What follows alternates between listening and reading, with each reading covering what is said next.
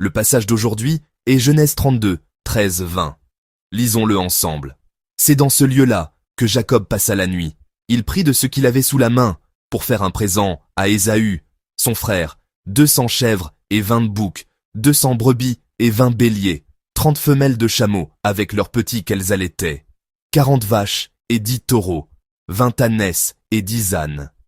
Il les remit à ses serviteurs, troupeau par troupeau séparément, et il dit à ses serviteurs, « Passez devant moi, et mettez un intervalle entre chaque troupeau. » Il donna cet ordre au premier. « Quand Ésaü, mon frère, te rencontrera et te demandera, « À qui es-tu? Où vas-tu?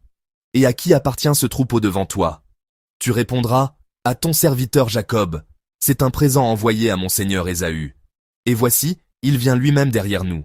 Il donna le même ordre au second, au troisième, et à tous ceux qui suivaient les troupeaux. C'est ainsi que vous parlerez à mon seigneur Ésaü, quand vous le rencontrerez. Vous direz, voici ton serviteur Jacob vient aussi derrière nous. Car il se disait, je l'apaiserai par ce présent qui va devant moi. Ensuite, je le verrai en face, et peut-être m'accueillera-t-il favorablement. Amen.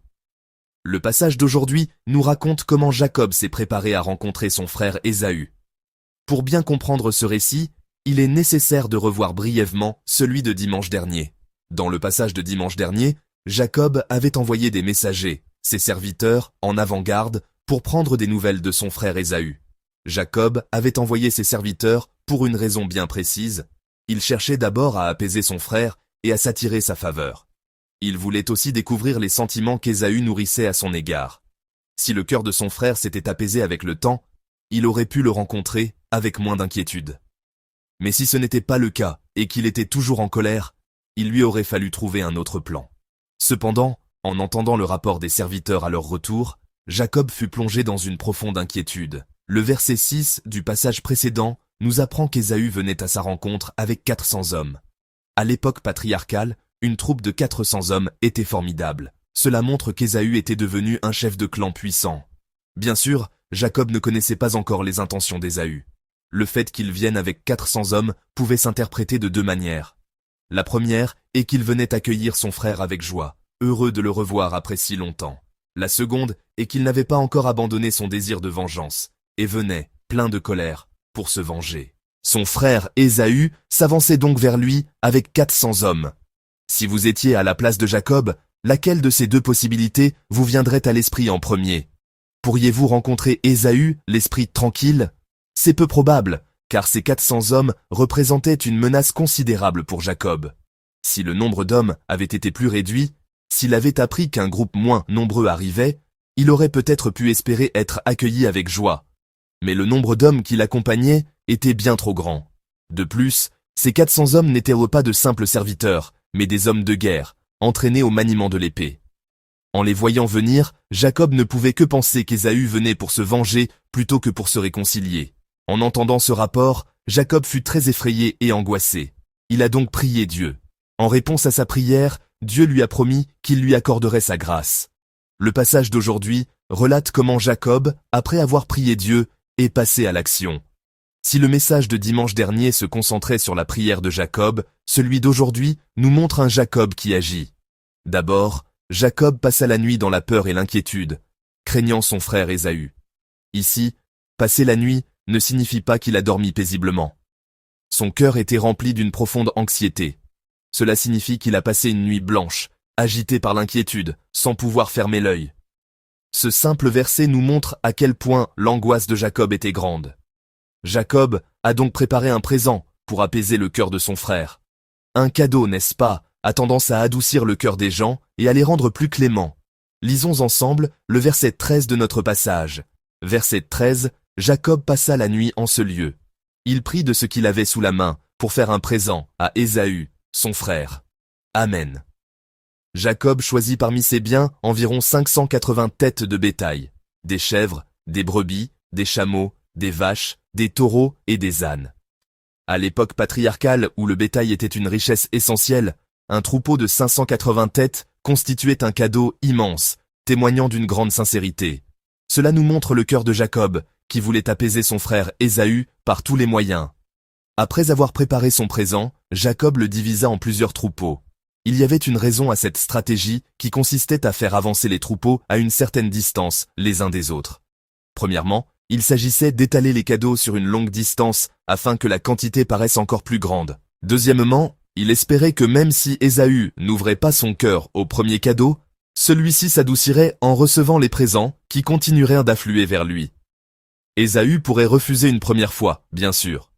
Mais, en tant qu'homme, Jacob pensait que si les cadeaux, les richesses, continuaient d'arriver sans cesse, il y avait plus de chances que son cœur s'apaise. Jacob donna alors des instructions aux serviteurs chargés de conduire ces cadeaux. Il leur dit comment répondre si Ésaü les interrogeait. Ces instructions sont rapportées au verset 18. Lisons-le ensemble. Verset 18. Tu répondras, à ton serviteur Jacob, c'est un présent envoyé à mon seigneur Ésaü, et voici, il vient lui-même derrière nous. Amen. Cela signifie, dites, ce présent appartient à ton serviteur Jacob. C'est un cadeau envoyé à son seigneur Ésaü. Et Jacob lui-même vient derrière nous, il nous suit. Telles étaient ses instructions. Dans cette parole, Jacob appelle son frère Ésaü, mon Seigneur. Habituellement, nous utilisons le titre de Seigneur pour Dieu. Cependant, ce mot Seigneur est aussi parfois utilisé pour s'adresser à des êtres humains, par un serviteur s'adressant à son maître, par un enfant à ses parents, par un disciple à son maître, ou encore comme une expression d'humilité et de courtoisie. Alors, pour laquelle de ces raisons, Jacob appelle-t-il son frère « Mon Seigneur » ? Il n'y en a qu'une, n'est-ce pas ? C'est la dernière. C'est pour s'humilier devant son frère Ésaü qu'il l'appelle « Mon Seigneur ». Le présent que Jacob envoyait à Ésaü en s'humiliant ainsi n'était pas un simple cadeau. C'était comme un tribut qui symbolisait sa soumission totale à son frère. Jacob devait espérer que si Ésaü comprenait l'intention derrière son présent, s'il comprenait son cœur, alors la rancune du passé, cette colère qui l'avait poussé à dire « Je tuerai mon frère », s'apaiserait. C'est pourquoi il n'a pas tout envoyé en une seule fois, mais a confié ses instructions aux serviteurs chargés de chaque troupeau. Le message d'aujourd'hui nous montre Jacob s'efforçant de résoudre lui-même son problème. Il n'a pas été passif. Il n'est pas resté les bras croisés, mais a fait ce qui était en son pouvoir. Bien sûr, comme nous l'avons vu dimanche dernier, c'est finalement Dieu qui résout tous les problèmes. Le Dieu qui connaît nos besoins et y pourvoit avant même que nous prions, n'avait-il pas déjà manifesté sa protection en lui envoyant son armée d'anges ? Jacob était effrayé et rempli d'anxiété à la pensée de son frère arrivant avec 400 hommes. Mais plus tard, dans Genèse chapitre 33, verset 4, nous lisons qu'Ésaü a couru à la rencontre de Jacob pour l'accueillir. Ésaü n'était pas venu pour se venger. Il était venu accueillir son frère, heureux de le revoir après si longtemps. Comment Ésaü a-t-il pu accueillir si chaleureusement ce frère qu'il avait trompé pour lui voler la bénédiction de l'aînesse ? À l'époque, ne s'était-il pas mis en colère en disant « Je tuerai mon frère » ? Même si beaucoup de temps avait passé, il semblait peu probable que cette colère se soit apaisée aussi facilement. Il ne semble pas non plus que sa colère se soit dissipée simplement parce qu'il a reçu le présent de Jacob.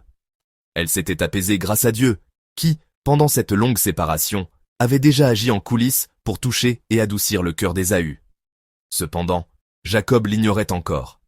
Pour autant, il n'est pas resté passif face à son problème. Après avoir prié, il n'est pas resté les bras croisés en se disant « Dieu s'en chargera ». Tout en priant, il a cherché ce qu'il pouvait faire pour apaiser le cœur de son frère, et il l'a mis en pratique. À travers toutes ces choses, Dieu a accordé sa grâce à Jacob et avait déjà entièrement apaisé la colère de son frère Ésaü. Chers frères et sœurs, dans la vie, nous rencontrons parfois des moments difficiles et pénibles. Parfois, ces épreuves sont si dures que nous nous retrouvons piégés dans la peur et l'inquiétude, sans pouvoir nous en sortir. Que devons-nous faire en premier dans ces moments-là ? Comme Jacob, nous devons d'abord prier Dieu. Dieu est celui qui connaît déjà nos besoins, prépare une solution et résout nos problèmes avant même que nous prions. Amen ? N'est-ce pas ? Tel est notre Dieu. Mais cela ne signifie pas que nous devions rester sans rien faire. Nous devons supplier Dieu avec foi, lui qui résout les problèmes. Et si nous avons un rôle à jouer pour résoudre ce problème, nous devons aussi agir. Si Jacob n'était pas retourné dans son pays natal, il n'aurait pas rencontré son frère Ésaü.